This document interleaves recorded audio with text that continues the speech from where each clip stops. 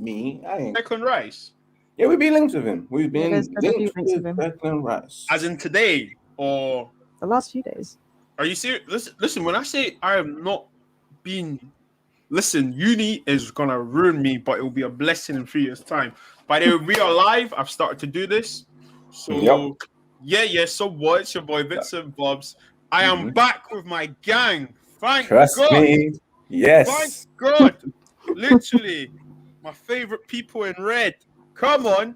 I Hey, know. I'm joined with obviously our queen on the United podcast. Yes. Rach, what we saying? You all right? Yeah, I'm good. I'm excited. Oh, Rachel, do you know what? It's actually good to see your face, Rachel. 100%. Literally. I'm just happy for you. You know what I mean? That you're on the good side of uni. You're done. Well, not quite, but you know. Oh, but you're there though. You're there. And obviously, we got Ivorian Spice in the building. What we saying, man? Oh, bro, man, it's been a wonderful week last weekend. You know, I'm just in a good spirited move. You know, I've just moved as well, so I'm in a new settings and I'm loving the place. But boy, I'm happy, man. I'm happy to see you guys. You know, it's been a while. I've missed you guys. You know. Yeah, the band's back together, innit? And obviously, ladies and gentlemen. Yes, please introduce yourself, for children of all ages. Mm-hmm. We are waiting, no? I've got the mic here. It's your boy Beeks. Listen, I'm so happy to be back, guys. You get me? Like, shout out to everyone. Big up Rachel, big up Buzz, big up man like Spice. You know what? I'm a little bit jealous, man. Cause Spice got his little green thing, I know. You get me? I'm just got a background with half the door there. You get me? Like, it's long, fam. But no, I hear you. I hear what everyone's saying. I hope everyone's good and whatnot. And yeah, man. Look, listen. Let's just go with it, man. Let's. What are you talking about today, man? Come on, let's get into it. Well, do you know what? Yeah, I'm just gonna say to everyone that's watching. The gang's back together. Obviously, we do have people that come on the show, and we've got a visitor today. His name is Biz. So big him up. Here he comes. Here he is. Yo, Biz, what are we saying? Well, go on, Biz. He's on mute. Is he on mute? You're on mute, bro. You're on mute, bro. Some technical difficulties. Yes, not everyone's got the bag like. Not everyone's got the bag like Spice, you know. Look at the background. Can we I'm just telling you, bro? They don't have this, fam. Man got pumped with it. Look, Arab money and whatnot, man. I'm not listening. Here's what it is. Can you invest it into our club, please? Thank you. Yeah, I would love to, but you know the Glazers don't have an ideal valuation, and every time they value it's just over the odds, so I would never invest. You know what I mean? And basically, anyway, Biz, I'll let him sort him out. So, guys, anyway, JLings at the weekend. Rach, we're gonna come to you first. The Queen. JLings. Boy. Oh, that was loud. Okay. I think JLings scores again. West Ham win again. Declan Rice is on the sidelines at the moment. NHS shelf settings. What we saying, Rach? You told me. You and Spice said we've been linked with Declan Rice. Are we competent to make that deal happen? Oh no, we're not competent, and I'm not confident. But there is some hope. Just let me have my hope. Like I would be so happy if we got Declan Rice.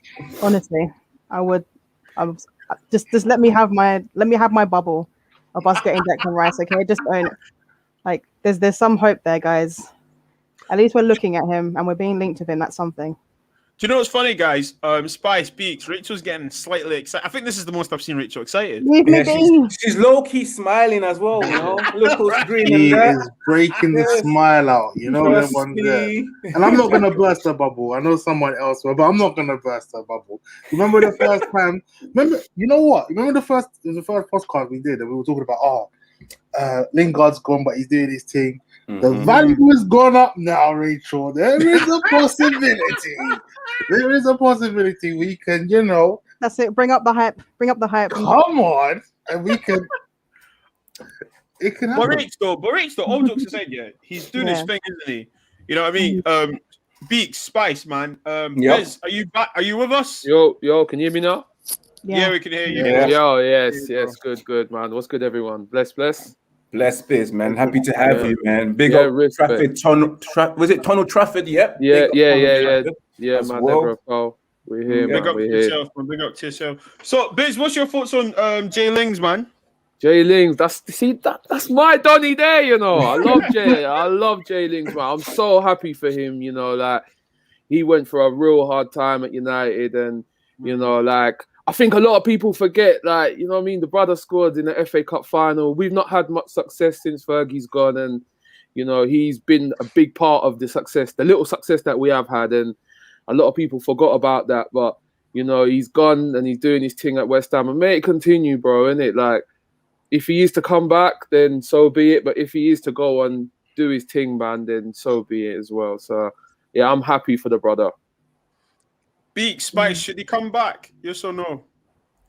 In my opinion, I'll be really honest with you. JLings, you know, I love the guy and I love him, you know, and I But why do appreciate you love him though? Why do you love him? I love him because of his enthusiasm. He's a bit immature as well. I love the fact that he loves to bust dances and bust jokes, you know. He's the type of guy that, you know, I will chill with any day. Just like Paul Abile Pogba, one of the players I would like to chill. But the thing about Jesse Lingard, because I felt sorry for him at one point, I was like, Jesse, you need to go on a holiday where you can stare at the ocean and deeply contemplate about your life, because he was at a mess at one point of his life, you know. Whether Manchester United should keep him or not, I believe he should move on, you know. I'm happy to see what he's doing, you know, because if he comes back, is he going to play? We've seen our manager bench him because we know what he can do. We know that Jesse Lingard likes to find space and he can, you know, interplay with players, 1-2s and all that kind of stuff. But he was never used effectively or efficiently at Manchester United.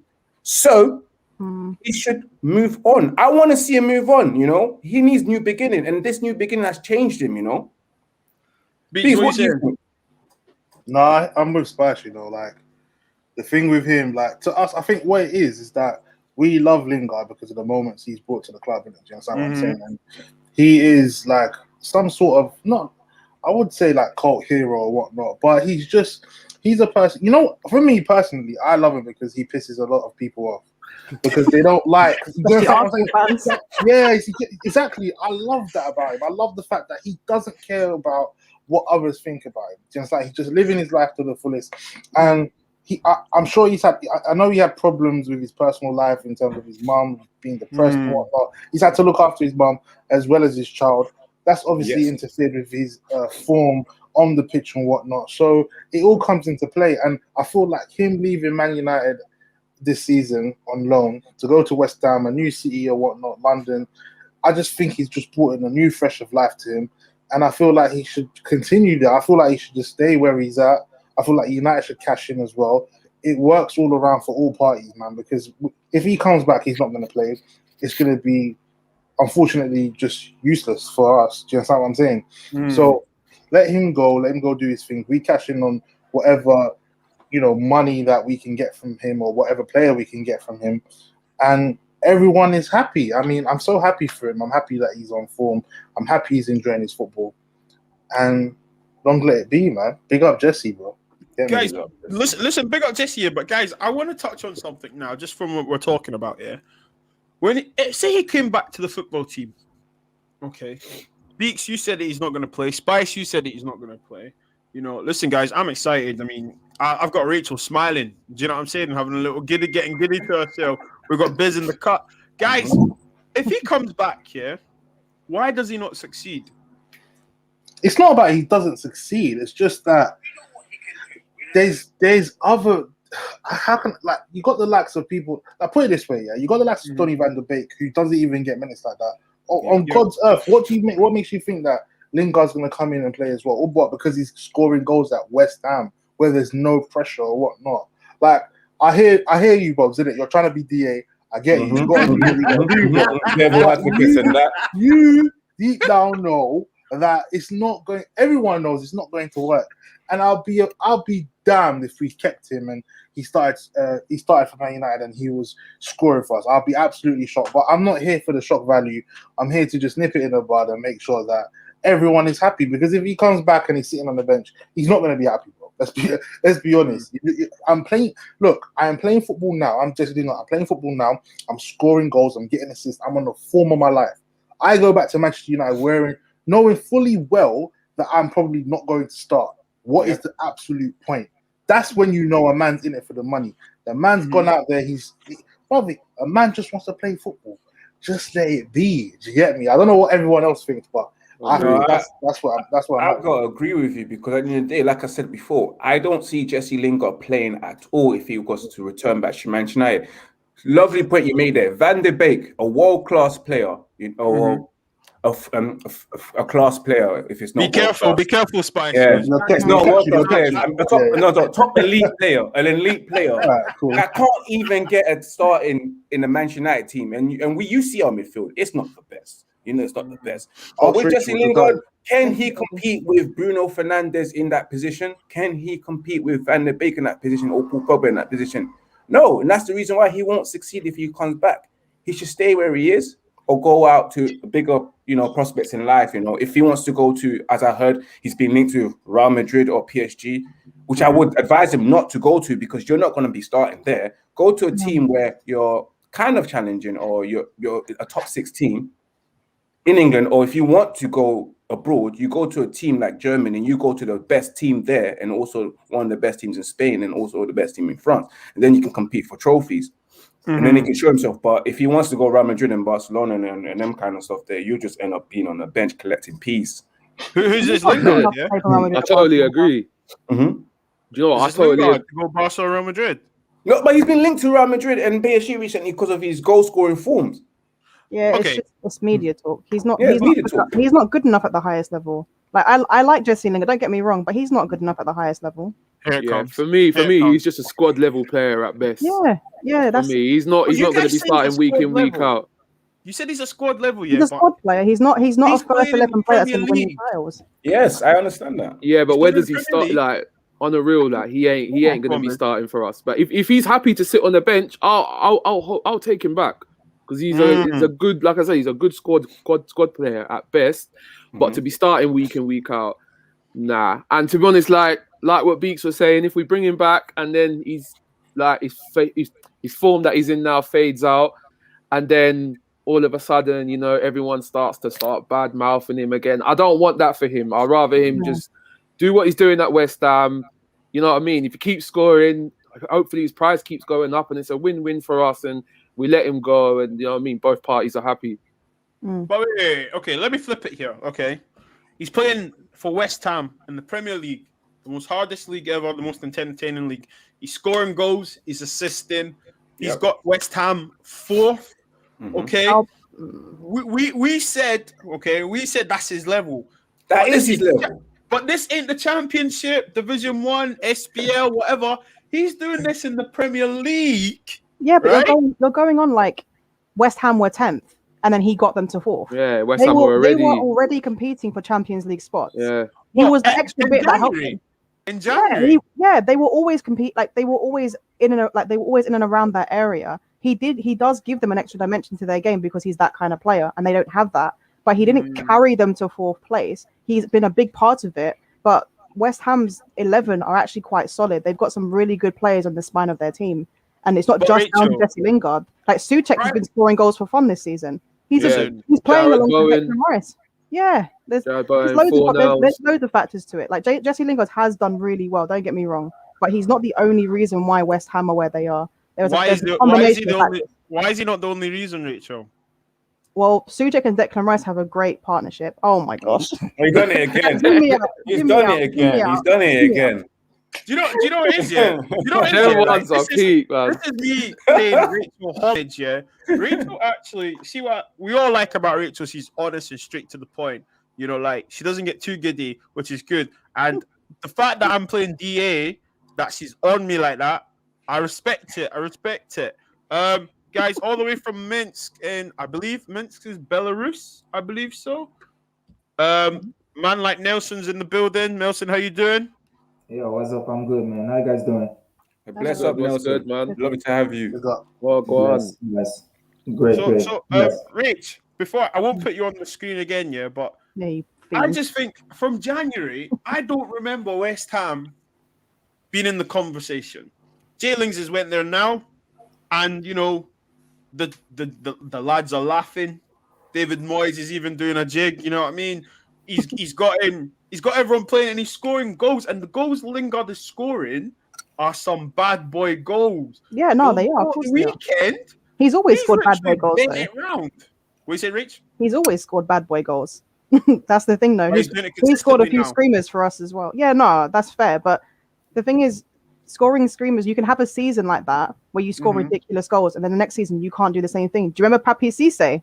He had a season where every single goal he scored was a screamer, and then the next season he couldn't even finish from 5 yards out. So, like, I'm not saying that's going to happen to Lingard, but in terms of his performances, he still does think he's still inconsistent with his performances as well at times. That Arsenal game that he had, the first half he was brilliant. Second half, him and Antonio especially, but Lingard as well was poor in the second half. So he does have those same Lingard moments that he has for Manchester United, both positive and negative. I just don't think he's a player he's not an elite level player. If we want to progress as a football club to the next level, Lingard doesn't fit that for me. I think And don't forget, about 2-3 seasons ago, Lingard already had that purple patch when he was just scoring braces, he was scoring screamers. And then he went to the World Cup and scored a screamer there. And then he just came back from the World Cup with not the same hunger, not the same bite. So I'm sorry, I don't know. What's your name? Sorry again? Rachel. Rachel. Yeah, sorry. Yeah, Queen, Rachel. Yeah. The Queen, queen. Yeah, pick up the queen. Yeah. I totally agree with you as well. Like, I think it's just time for Jesse to just, you know what I mean, move on now. Let him enjoy himself. I think people forget that people still see Jesse Lingard as a talent, and this time he's 28. Yeah, you remember that they still well. see him as a young boy, as a talent. You know, that hasn't reached his full potential. He looks exactly the same as he did when we won the bloody Youth Cup. It's just now he's growing a beard. Like, he's just discovered a beard at the age of 28. So, like, you have to understand that. Nelson, what's your thoughts on JLings? Should he come back or not before we move on? It's confusing, JLings, huh? It's a hard one for me because I actually like the player. He's a big game player. If you talk about big game play, if we need big game players, JLings is a big game player of this era, actually, because like this era, there are lots of flashy guys that are not big game players. So just Nelson, on that, Nelson, I need to stop you there. Define a big game player.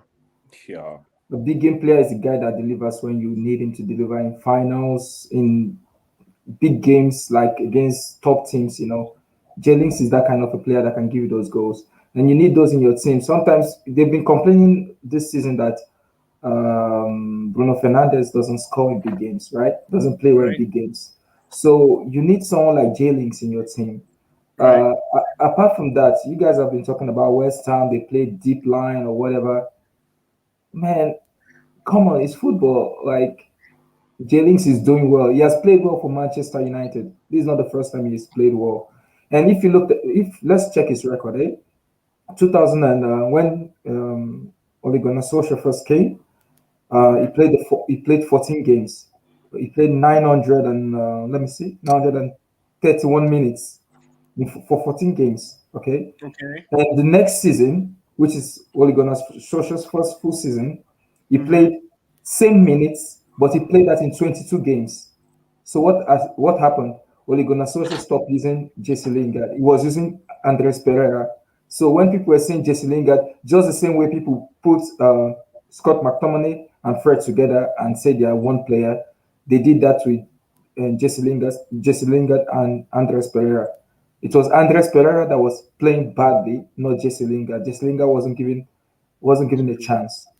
He wasn't given a chance to play the second season, and this is Ole's third season, and he wasn't given a chance actually. Also, under Mourinho, he was playing very well. So I don't know where this myth about Jesse Lingard can play that's his level. He has always been a good player under Louis van Gaal, under Jose Mourinho, and under Ole when he first came. He was scoring bangers. He was very good for us. Also. So Nelson, are you saying Ole's the problem?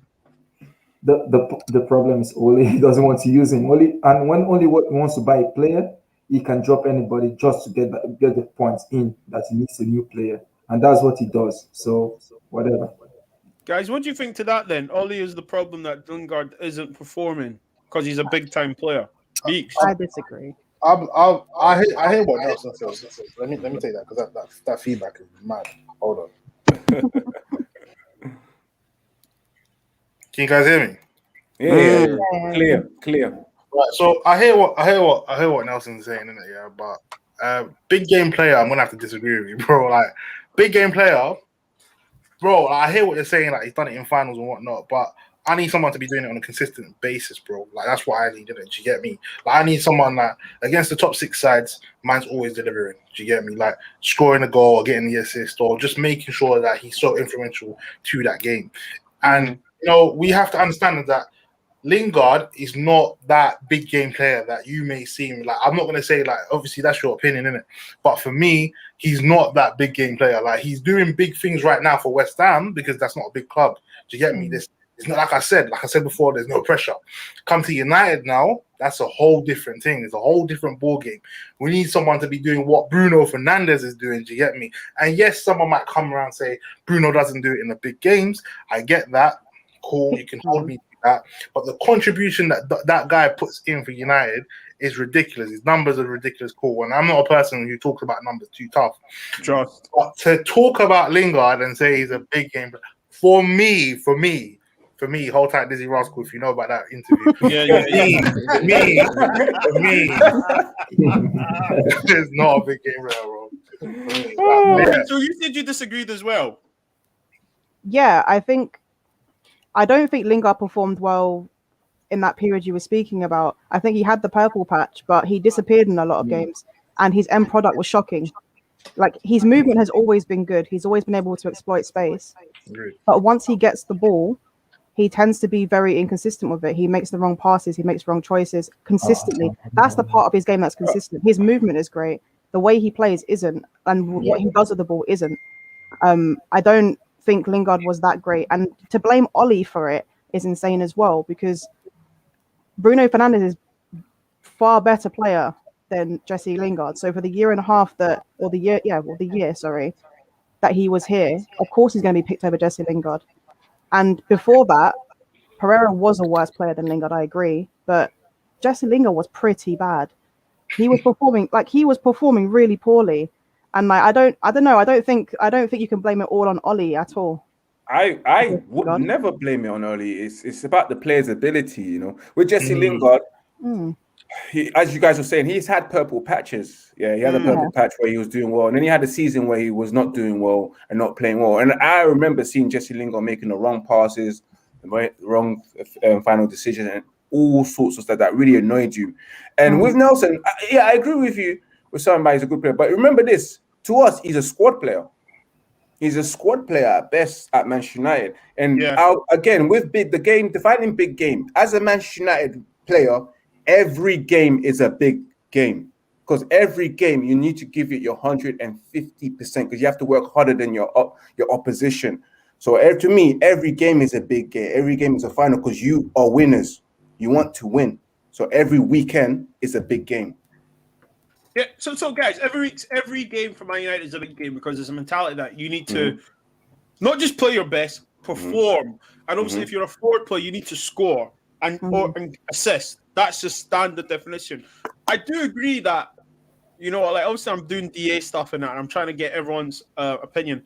The reason I stopped Nelson to define a big game player because when I hear a big game player, I'm categorizing KDB, Bruno, Mbappe, Neymar, all them kind of players.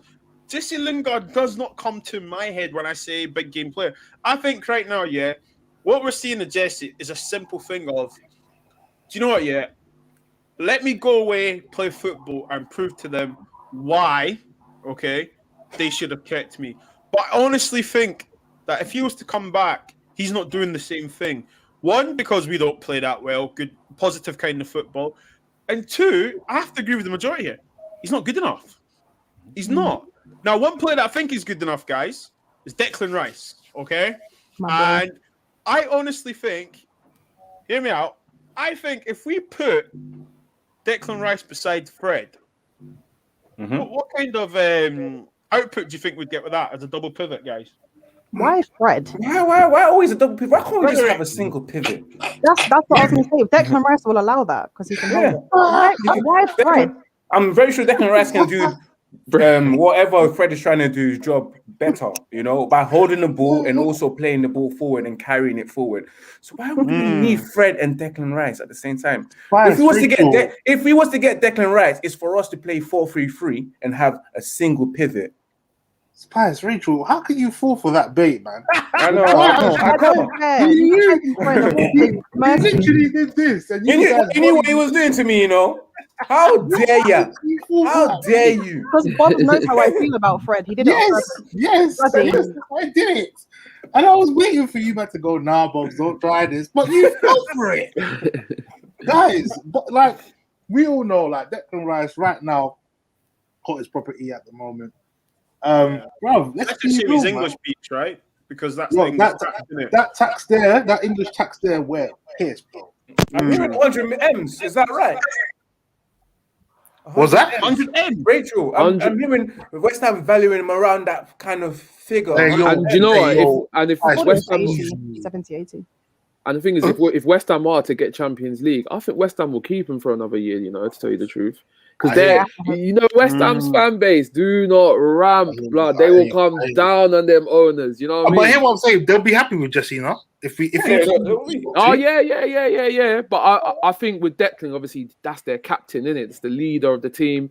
Yeah, bun them, man. I don't really care about Yeah. But for me, obviously, I like Declan Rice, but I'd prefer someone like a Ruben Neves because I feel like Neves. He's a good player as well. Yeah.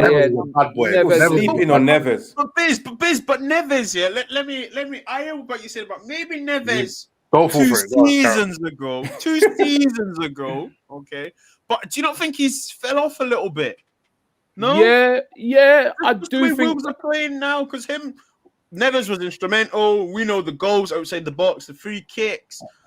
Has he not burnt out, but like I feel like he went from being flavor of the year to like just being there, you know? I think go on now, go. Can I go? With Ruben Neves and Declan Rice. Actually, for me, I'll go for Neves 100%. He's a better ball player. He can pin passes from deep. And that's what we need. We don't need, especially if you want to play like a footballing team. You understand? If you don't just want to play like West Ham team, like you guys have been complaining, like West Ham they play deep and whatever. If you want to play like a footballing team, Neves is the closest thing we have to Michael Carrick. Yeah, but 100%. If you play Neves, don't you have to play two? But Declan Rice can play on his own. We can play Neves with Scott McTominay to be fine. But this is what I'm trying to say. No, we don't. I'm tired of the double pivot. We just need energy. We need energy and goals. That's all we need from the midfield. Energy and goals. That's all we need. But do we need, as a club like Man United's stature and size, we don't need to be playing two in that position. This is but Bayern Munich won the Champions League playing with two last season. Most teams play with most players. Are we talking about Bayern Munich? Come on, man. No, but that's the level we want to get back up to. The two we're talking about is not Fred and Declan Rice or McTominay. It's Neves, a ball playing deep midfielder, just like Jorginho and maybe Scott McTominay, an attacking midfielder that has been converted to kind of a deep midfielder. So it's kind of attacking for us is very good. But guys, do you not think that, like, from what we saw this season, okay, and what we know of Neves, yeah, when you compare them, two different kinds of players in my eyes, personally, I just think Declan edges it. I wouldn't say clear, but edges it because defensive-wise and offensively, he offers more than Neves. Okay, set piece. Look, we've got enough set piece takers at the club. From range, we've got enough people that can shoot from range. So I'm just thinking, what does Neves add? Because I don't want to play this double pivot. I want one player. 4-3-3. Do you understand what I'm trying to say to you? I think with Neves, Neves adds actually what Pogba does from deep. So that 60-yard pass you expect from Pogba, you see it with Neves. But Pogba only does that because we play a double pivot. Because if we played him forward, he doesn't have to do that. No, that's not how it works. Most midfields have a double pivot / like what one player will play as a 6, right? And then the other player will play as a 6/8 hybrid, right? So if you look at Souček and Rice holds, Souček has the license to go forward. Tielemans and Ndidi holds, Tielemans has the license to go forward. Every midfield has that sort of setup where it's a 4-2-3-1/4-3-3, depending on transitions.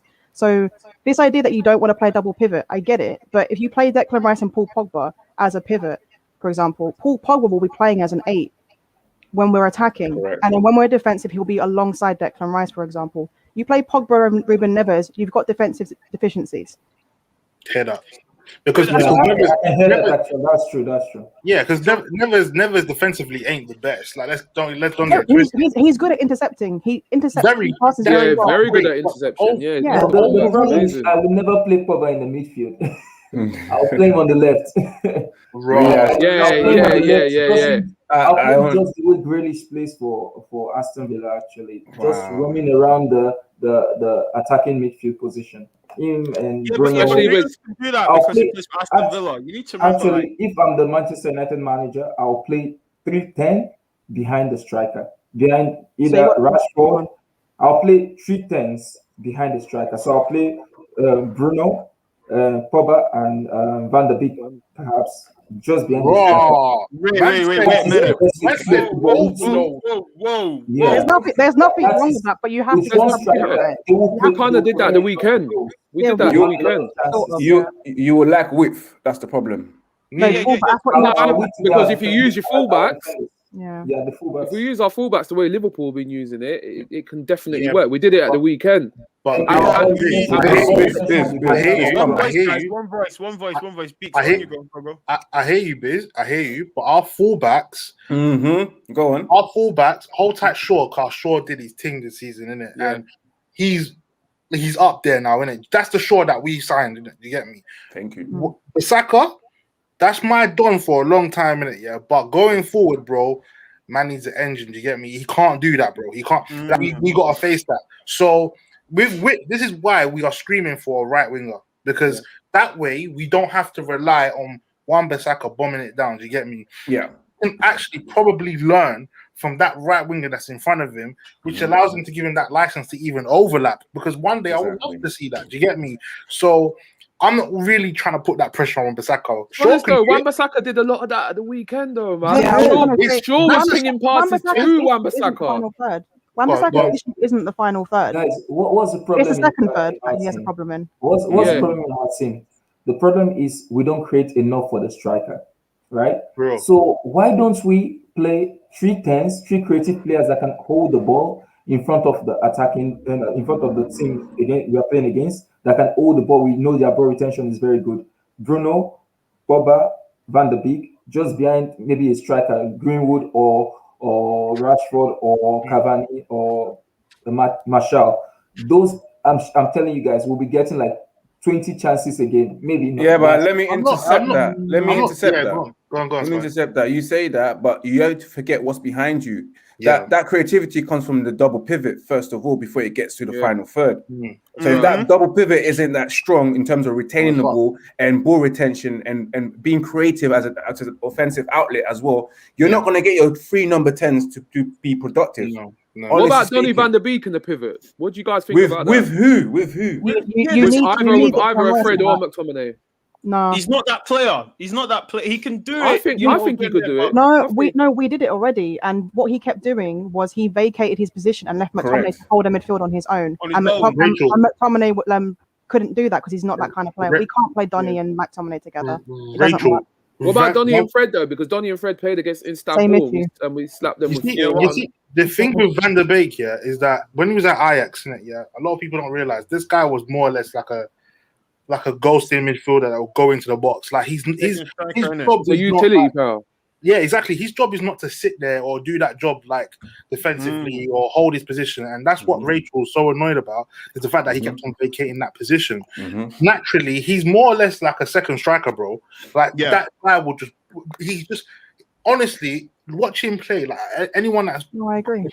go back, he's literally like a Lampard, bro. I'm not even trying to compare them, man. But what Lampard was doing in the league is what Van der Beek was doing at Ajax, bro. And we have someone there that can do that. And unfortunately, we're not using. We're not utilizing that. Yeah, apologies. We're not utilizing that. But then again, the players that we have, it does, and the formation and how we want to play doesn't allow us to utilize that, unfortunately. But we'll get there eventually. But I don't think using Van der Beek in that, because I know what you're saying. I want to see Van der Beek play. I get it. But with that double pivot, bro. I think with that double pivot, we keep thinking about Harry Maguire and Lindelof and like not having anyone to protect them. When now they've got Henderson to protect them. Because how many times did Henderson come out and sweep Barsies that were coming over the top at the weekend? So I think Donny can work, but he needs to be someone's got to tell him, innit? Whoever's coaching him has got to tell him. No one's gonna tell him that. But do you not think, guys? Do you not think though, guys? Like, do you not think I get like, I was trying to be playful earlier when I said about the double pivot and stuff. We should try and play one. I understand that in football, like there's times you have to play double pivot, and there's against some teams you don't need the double pivot. I just think that we don't have the character in our squad for someone like, well, obviously Fred and McFred aren't good enough individually. We know that, right? But we can't afford Pogba to leave one of them on his own like Donny van de Beek done, because that's where he was at fault. He was naive to think, I can go forward. But this is why I think that if we did get a Declan Rice, we can, afford to leave him on his own, because he's good enough to hold the four. And he's not the fastest of guys, but he's not the slowest of guys. And I just think he has the character. Like he like Rachel said, he was telling Souček to go forward. Souček. Do you know what I'm trying to say to you? And he can call from Souček to tell him Pogba, don't need to come back and stuff. So that's what I was trying to get at. The Donny van de Beek thing is very interesting, because I think everyone knows he's a good player, a very, very good player. It's just he can't get into the team right now. I agree with Beeks. He's like he plays like Lampard in the sense that he ghosts in the goals, late runs. But you need a centre forward to be able to do that, and you also. Lampard was lucky. He had Essien, Makelele, Ballack behind him. We don't have that kind of luxury. Do you know what I'm trying to say to you? Because if you think about it, Donny, if Donny plays there, we're looking at Donny to do everything. Get the ball back, create, get up, get back. That's not him. Do you understand? So I think it's like Pogba. You need to build a foundation or get the right players in for him to be able to flourish. Guys, I've got to touch on something, that's bothered me a lot today, right? And I think I know what it is. Biz and Nelson, respectively, we've got a group chat. Normally, I'm very, very busy in it and stuff, but today has been a myth. And guys, I've got to touch on this stupid racism decision. I'm sorry, but I've got to touch on it. Has anyone seen it before I start running my mouth? I don't think I have, but run your mouth. Isn't it like a 10 game ban? Yeah. So the idiot that was racist towards Glenn Kamara has been banned for 10 games, right? And Glenn Kamara himself has been banned for 3 games.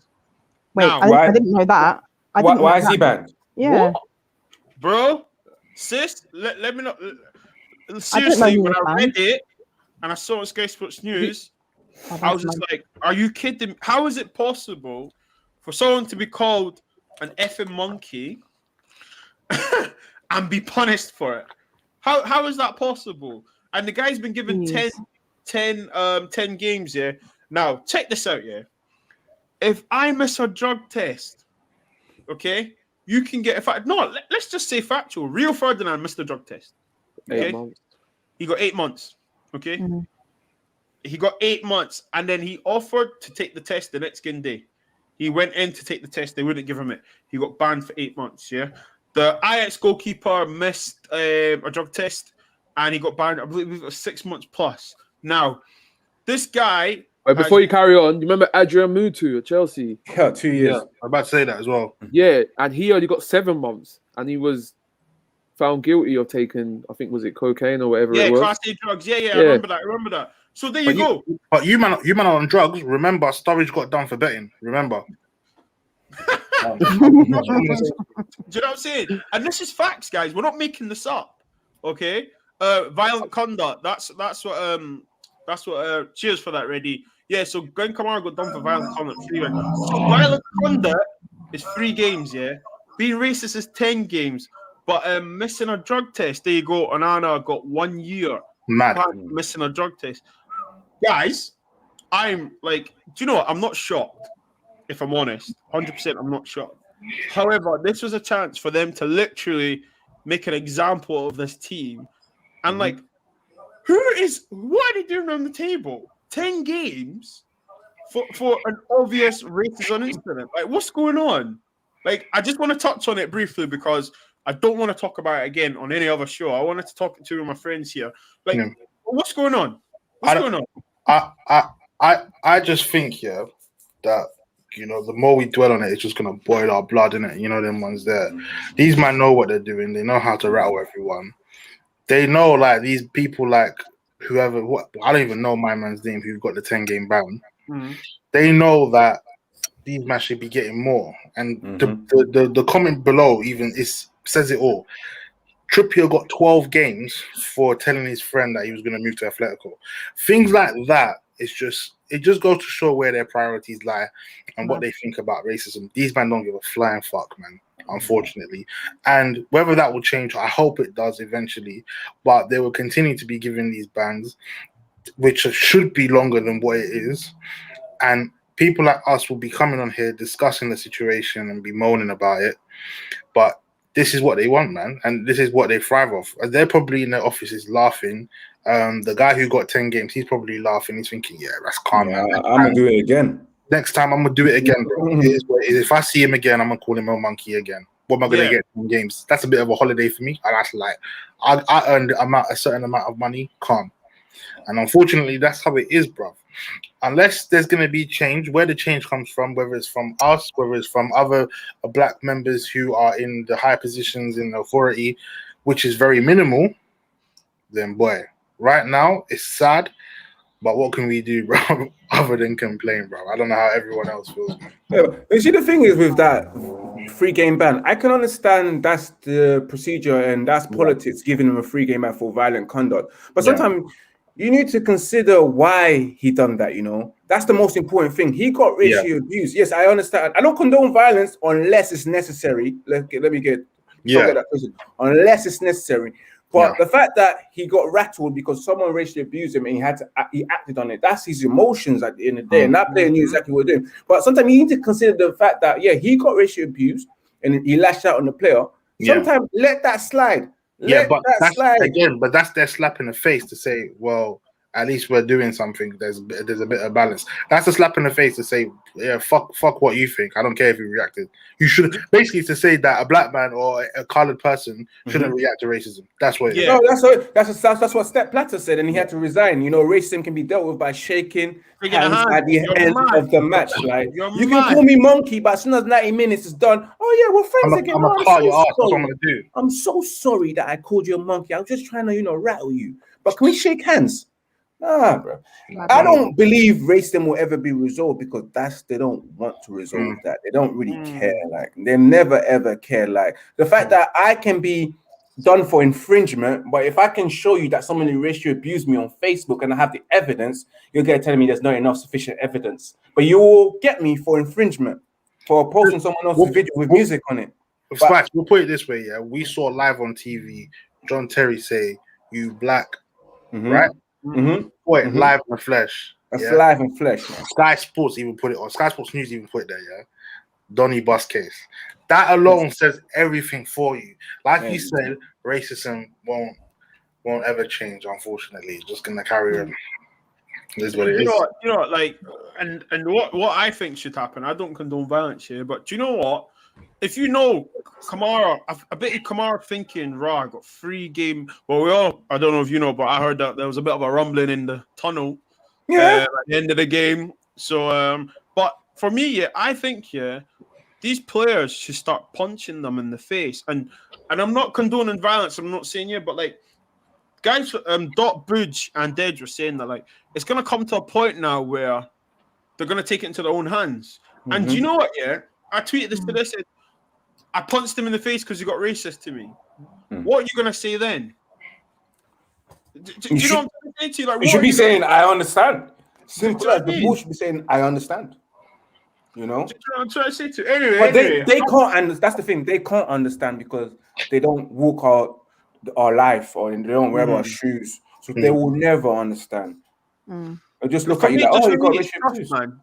It's tough because, like, literally, guys, like, it bothers me so much. Yeah, like, still to this day, like, the amount of black people that contribute to the sport, play in Europe, play in England, and like, you still won't protect them. So now, yeah, I'm being honest. I'm being real with you. Yeah, I hope they start laying some haymakers and take the red card, literally, and then say to your team, yeah, he called me this. Let the team walk off, and then let them suffer. Don't fulfill the fixture. Just like, calm, we're not playing anymore. And I hope to God that whoever gets racist, I hope it's a real brother.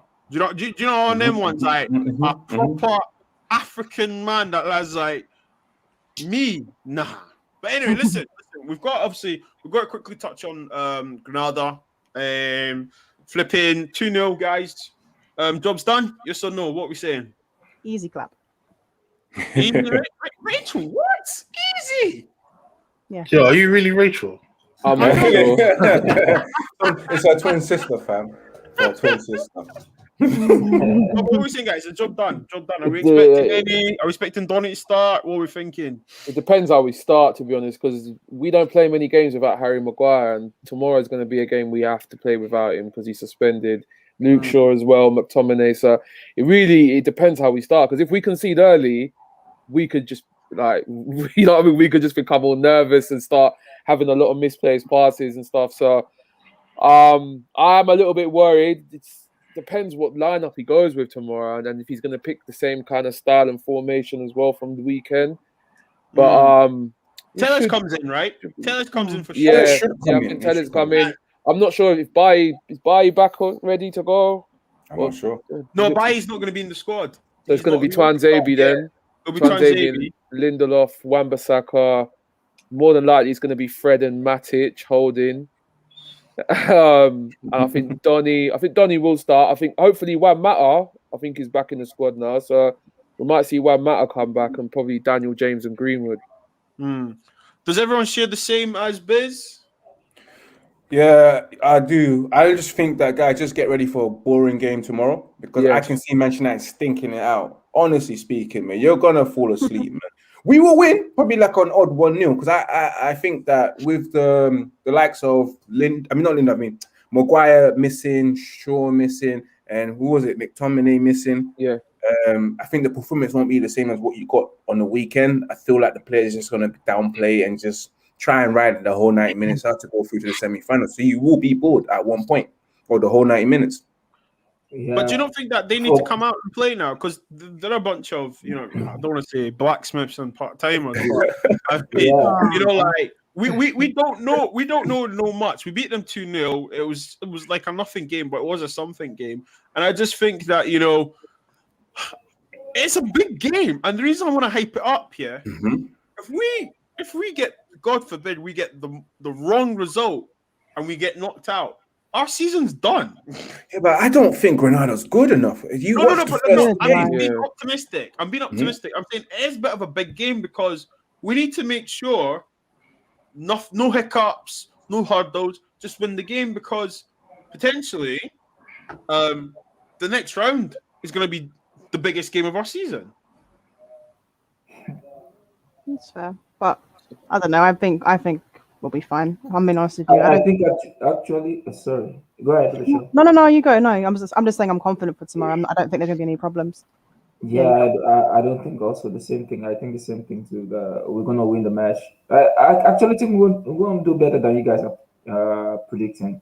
I think we're gonna win with a big scoreline actually because they'll be forced to come out to play, and we can deal with them on the counter. So I expect as this game go along, maybe the first half might be 1-0 or something, or even 0-0. But the second half is definitely going to be goals. Definitely good goals. Bobs. All Yeah, right. the progression Old project tap is up, you know. Old tap then. Come on, said Robert Solana. Hey, you better tell That's Lambs Lambs. as well. Lambs. You better tell Lambs, yeah. Oh, He said, you're an up, man. he said 3-0 on the DMs on Instagram, yeah. And I said, Yeah. you are the devil. And she's saying 4-1 right now. Do you know what? Yeah. While she's here, let me plug her new channel. She's got a new YouTube channel called Lambs Reacts. So listen, any Chelsea fans or any football fans that want to see Lambs obviously do her vlogs and blogs and stuff. So yeah, hit her up on Lambs Reacts. But guys, listen, before we jet, predictions all round. I'm going with. I think these fools are gonna concede, so I'm going with 3-1. Rach, what we saying? 10-0. No, I joke. Oh, wait. 2-0. This is an imposter. 2-0. I know, innit? 2-0. Yeah, 2-0 United. Beeks, what are you saying? 5, nothing less. Whoa! Yo. Hey, vibes, you know. Oh. Yeah, that's not a joke. 5, nothing less. All right, Nelson, what about you? 3-0. Okay. Biz? I don't know why, bro. United love to make things hard for themselves, so I'm going to say 2-1. I don't know why. I just feel like we're going to concede and just make it nervy and then somehow just scrape a win. So I'll say 2-1. I'm going to go with my energy that I've been keeping. It's going to be a boring game. It's going to be a 1-0 victory for Manchester United. Do you know the 90th minute goal. The sad thing is, yeah, I think we are expecting a boring game. Yeah. I think it's just like we're just like, just don't lose. Do you know what I mean? Like I said, guys, I'm going with 3-1. But listen, Biz, Nelson, thank you so much for joining us. Respect. Really enjoyed your input. Thank you so much. Listen, guys, you don't have to do your promoting because every link that we do, your YouTube channels are all in the description. Rachel, even First 11's on it as well, where they can find you. So listen, guys, thank you for watching the United podcast. Peace and love to you all. And hold tight, Lambs. Chelsea will not win the Champions League. Yeah, back off. Oh, that's going to be great.